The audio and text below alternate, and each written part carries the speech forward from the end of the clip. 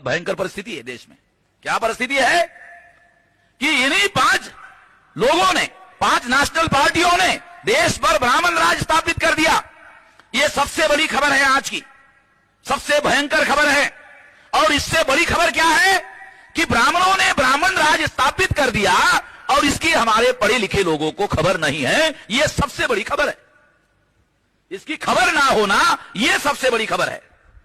और इससे बड़ी बात और क्या है कि ये जो ब्राह्मण राज है, ये ब्राह्मण राज चुनाव से बदला नहीं जा सकता। सबसे भयंकर बात, हमारा संविधान कहता है चुनाव से बदला जा सकता है, मगर ये जो ब्राह्मण राज ब्राह्मणों ने स्थापित कर दिया, ये स्थापित ब्राह्मण राज चुनाव से बदला नहीं जा सकता। पहले तो मैं ये साबित कर दूं आपको कि ब्राह्मण राज उन्होंने कैसे स्थापित किया। कांग्रेस ब्राह्मणों की पार्टी, बीजेपी ब्राह्मणों की पार्टी। कांग्रेस जाती है, बीजेपी आती है, बीजेपी जाती है, कांग्रेस आती है, कांग्रेस जाती है, बीजेपी आती है, बीजेपी जाती है, कांग्रेस आती है।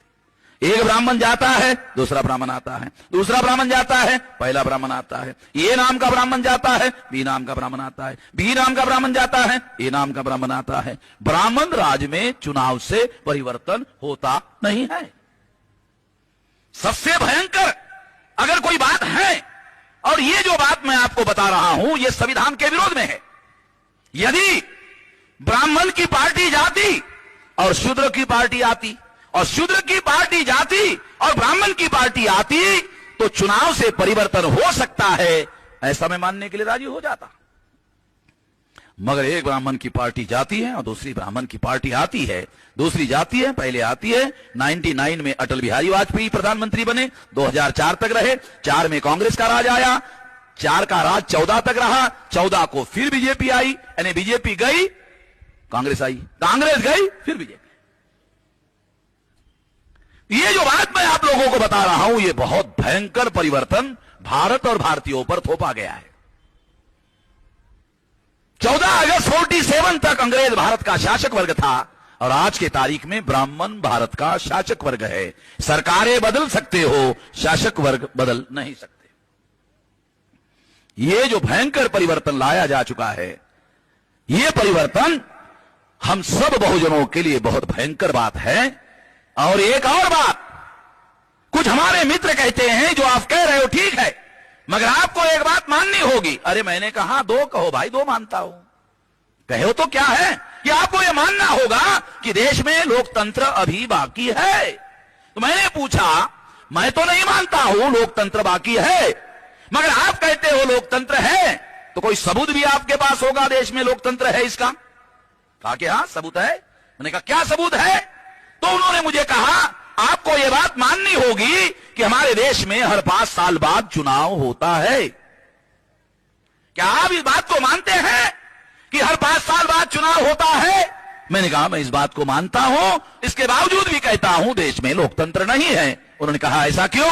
क्योंकि मैंने कहा मेरे एक सवाल का जवाब दो, क्या आप यह कहना चाहते हो चुनाव माने लोकतंत्र? दुनिया में कहीं पर भी चुनाव माने लोकतंत्र पढ़ाया नहीं जाता। भारत के पॉलिटिकल साइंस में चुनाव माने लोकतंत्र पढ़ाया नहीं जाता। दुनिया का कोई विवेकशील बुद्धिमान आदमी चुनाव माने लोकतंत्र मानने के लिए राजी नहीं हो सकता। क्यों? क्योंकि चुनाव माने लोकतंत्र नहीं है। और अगर चुनाव माने लोकतंत्र नहीं है तो लोकतंत्र क्या है?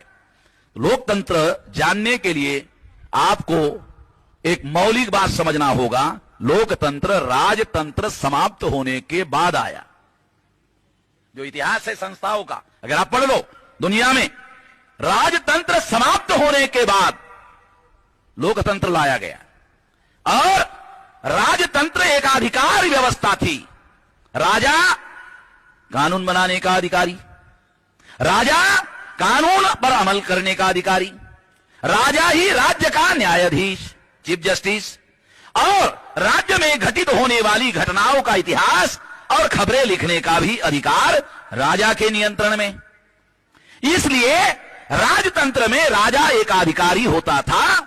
इसलिए लोकतंत्र लाने वाले लोगों ने राजतंत्र के विरोध में जब लोकतंत्र को लाया तो सत्ता के विभाजन पर लोकतंत्र को खड़ा किया।